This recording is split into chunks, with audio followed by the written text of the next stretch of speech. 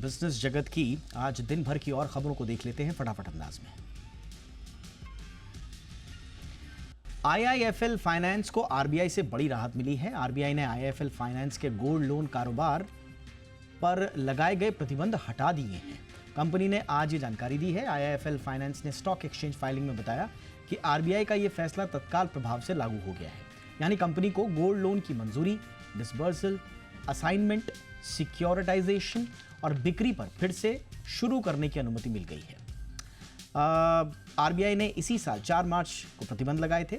RBI ने company को material supervisory concern के बाद नए गोल्ड लोन डिसबर्स करने से रोक दिया था।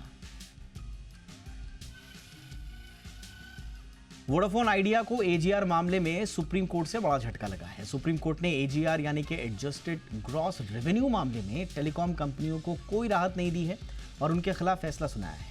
टेलीकॉम कंपनियों ने एजीआर बकाये की गणना में गलतियां होने का हवाला दिया था, लेकिन कोर्ट ने इसे खारिज कर दिया।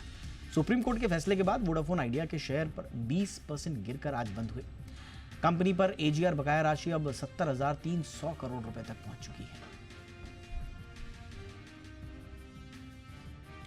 एचडीएफसी बैंक इस महीने के अंत तक 9,000 करोड़ रुपए से ज्यादा की लोन बिक्री कर सकता है। न्यूज एजेंसी रॉयटर्स के सूत्रों के हवाले से यह जानकारी दी गई है।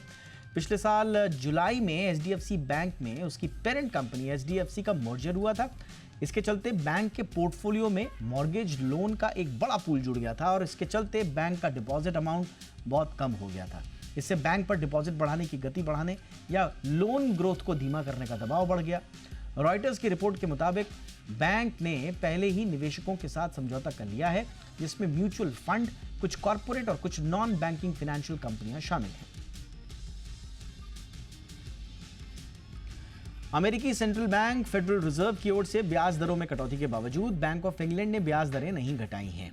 बीओई ने ब्याज दरें 5% पर स्थिर रखी हैं। हालांकि बैंक ऑफ इंग्लैंड की ओर से ब्याज दरों में कटौती की उम्मीद की जा रही थी, खासतौर पर सर्विसेज सेक्टर की खराब हालत को देखते हुए जानकार ब्याज दर में कटौती का अनुमान लगा रहे थे। ब्रिटेन की इकोनॉमी में सर्विसेज सेक्टर की हिस्सेदारी करीब 80% है।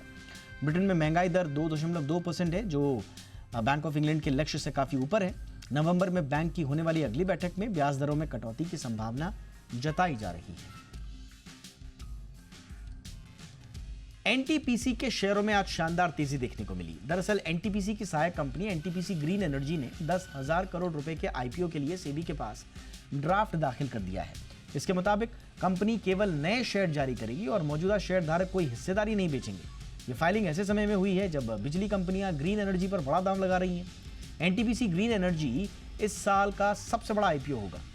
ऑफर का एक हिस्सा कंपनी के कर्मचारियों के लिए रिजर्व होगा, उन्हें डिस्काउंट मिलेगा, ये भी होगा। और साथ ही साथ ये आईपीओ इसलिए अहम है क्योंकि भारत ने 2030 तक 500 गीगावाट ग्रीन एनर्जी प्राप्त करने का लक्ष्य रखा है।